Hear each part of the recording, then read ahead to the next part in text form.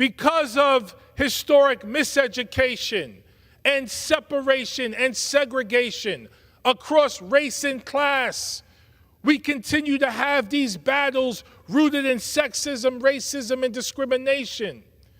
We continue to have an economy that doesn't work for all Americans.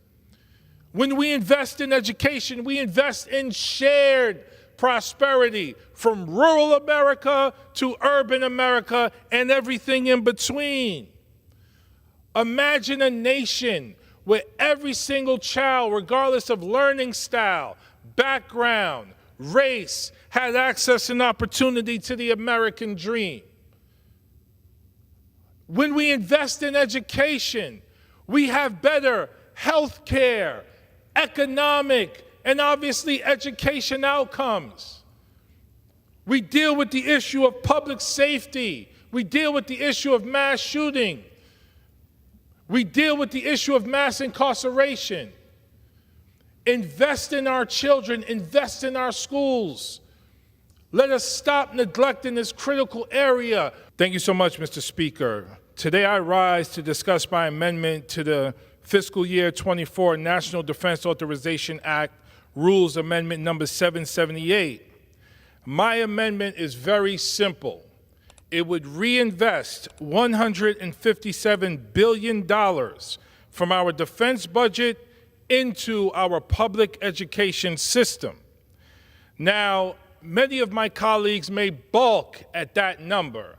However, I want to remind everyone that we spend more on our national defense than the next 10 countries combined. We are secure as a nation in our military might because we have consistently supported the military-industrial complex.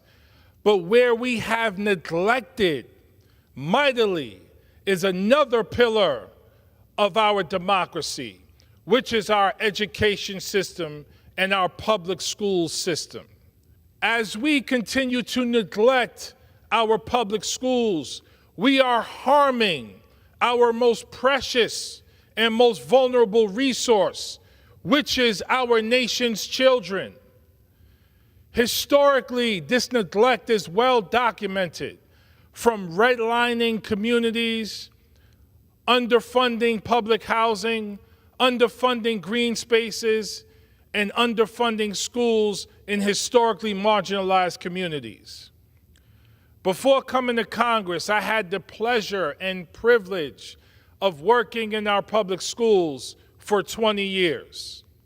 I served as an elementary school teacher in the South Bronx before becoming a high school guidance counselor and dean of students, where I served for 3.5 years.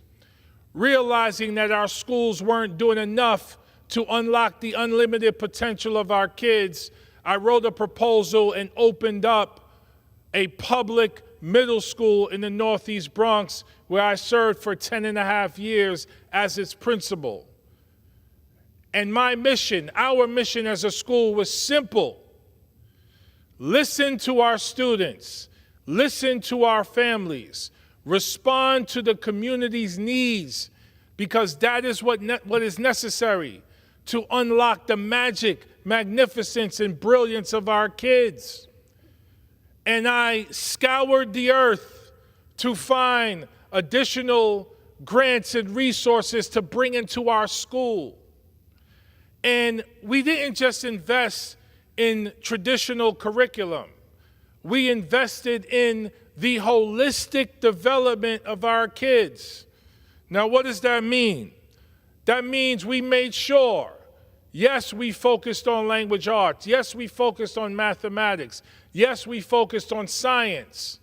But we also focused on STEM and STEAM and music and the arts and play and gym and mental health supports and food security and adult education and everything to ensure the full development of our students and support for their families.